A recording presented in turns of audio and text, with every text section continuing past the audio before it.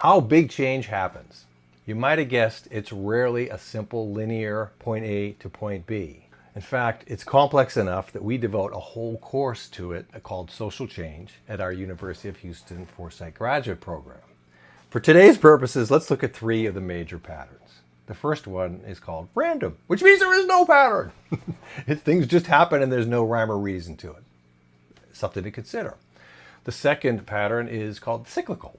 And you've probably heard this, what goes around comes around. And there are many popular cycle theories. You might remember Strauss and Howe's Generations, noting the repeating patterns over time. The third pattern is called developmental.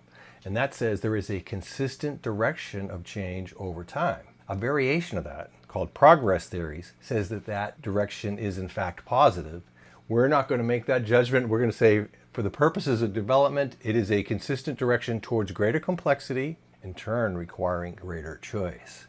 Now, you might have guessed I am a developmental proponent, but I think there's a mix. Primarily, I would say future change is developmental. However, within that overall developmental trajectory, there are cycles, mini loop. There are periods where it is seen apparently random, what's happening. But if we step back and look at the big picture, we can see that overall trajectory towards greater complexity and choice over time. Let's take after capitalism, one of my favorite examples. Should we expect 20, 30 years from now that we can trace the development from today in a consistent direction over time? Probably not.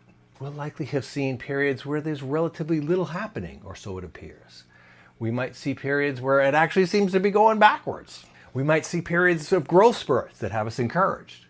And that kind of fits and starts forward and backward, iteration, loopy behavior, but in an overall consistent direction towards greater complexity and choice over time.